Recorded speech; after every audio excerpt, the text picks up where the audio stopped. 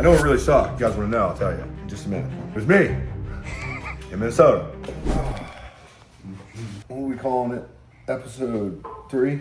Mm-hmm. Lost Art, Street Outlaws. Mm-hmm. That's the vibe today. It's that awful. Probably got strep, probably got COVID. I think it's what they call everything nowadays when it's flu. Just kidding, I'm not sick like that.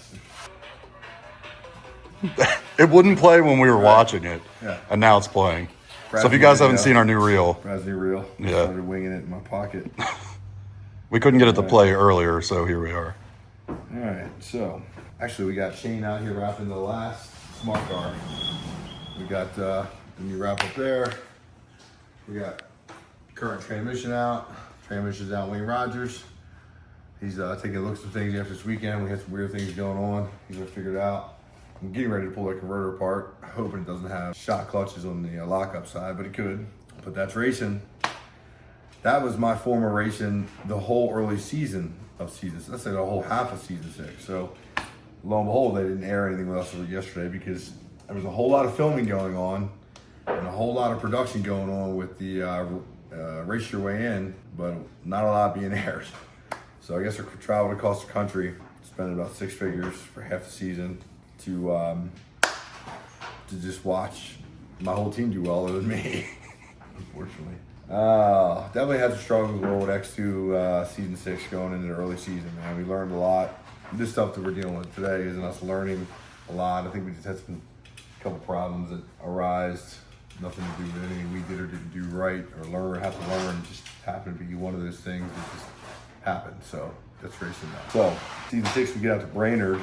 And if my memory serves me, we had to race our way in and we had to race Jeff Lutz. And it was one of those situations where we had a hard lesson learned about safety. So we had air shocks put on the car. At the time, we only had the air shocks operating with throttle position and trans brake release and not RPM. So I go in, somebody's foot I think might have been in the beams. I don't exactly remember, but I thought I was pre-staged, grabbed the trans brake, light went out. Had to really let go of the trans brake, pull forward a little bit, grab a hold of the trans brake down. When I did that, the air shocks all of a sudden went up and went down. And when I staged as the shocks were moving, let go of the trans brake and the car just took off into the power wheelie. And I was late as could be anyway, simply because I didn't know what the hell was going on. I felt like I was in a hydraulic lowrider. It was like, so we lost our race to Jeff, went out into a power wheelie, went hard right, had a lift. That ended pretty much our time in the invitational, or getting into the invitational. We ended up going to the, I believe, semifinals of Outlaw Big Tire that day, and I lost to Robin Roberts. And I think I went like a 390 flat, like 201. Got out on me. I actually started sucking him back. Maybe it was 203. Started sucking him back up.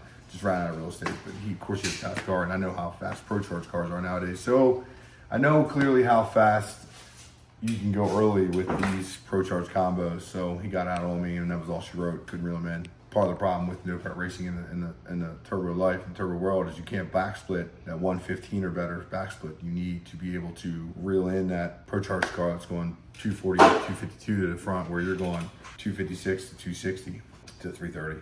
Anyway, ended our race at Brainerd, Minnesota. Met some really cool people out there. Met some really cool friends out in Costa Rica, and they live out there. They ended up coming out and visiting us last year at the event at Brainerd. And maybe I'm getting mistaken. Maybe I ran Robin Roberts last year in Outlaw Big Tire, went to the semifinals. I don't remember. Regardless, it doesn't make a difference. Been to Brainerd twice. Been filmed once, not filmed the second time, and didn't make the show either. But that being said, another lesson learned. Now the car's got a 5,000 RPM met before any trans brake function will allow air to work to the rear shocks. Currently the air on the rear shocks is off, so there's no air on there right now because we're using mechanical separation for radials, so it doesn't have it. But regardless, we have really gotten the air figured out, and we actually use air on Weiss money also in the rear and front. So the Penske air lifts are great. Front and rear, we love them. Yeah, not a whole lot of clickbait energy for you guys today. I don't really know what else to say. Just lack of mojo this week. I've lost my mojo! Feeling kind of under the weather just a little bit. And watched the show yesterday, though. I was remembering Kai did really well and seeing Lizzie did really well. The team kept Lizzie, Gates, and Kai kept the team afloat with just them three running. It's so easy for me now, looking back, being hindsight, being 2020. I was so hard, working so hard, and we were working so hard, my team, to get the car and get our program strong to where we could be an asset. At the time, all you're thinking about is trying to strengthen your ability so you don't get benched or get released from the team, and you're just working so hard, not really thinking at the time, man, had they just let me go earlier, I just conceded and said, look guys, I'm done, I can't figure this out and give up, which I'm gonna give up Emmy, that they could maybe have found somebody faster to pick up to help them get ahead, to try and make their points gain even higher on everybody. And, you know, not being a selfish person or making a selfish decision, I wish I would have been able to have done that. At the time, I don't really think, honestly, there was even anybody to pull off the bench that would have been any better than us. So whether there would have been anybody solid to bring anything to the table at the time, I don't really know. I don't think there was. That's probably why I wasn't even thought of anybody. And at that time, it's too early in the game. And I don't even think, honestly, the trading and moving people around on teams wasn't even a thing thought of really at that point. The production got kind of creative at that toward the end when they wanted to create some more drama or energy. Definitely wish that they would have showed some more ratio weigh-in, because we had some really cool ratio weigh-in races. Shit that made us look stupid, shit that made us look like we didn't belong, and stuff that made us look really good and really fast. You know, so we'll see what they show. But I definitely thought because Ryan was going to be in a ratio weigh-in, they might show the ratio weigh-in this week.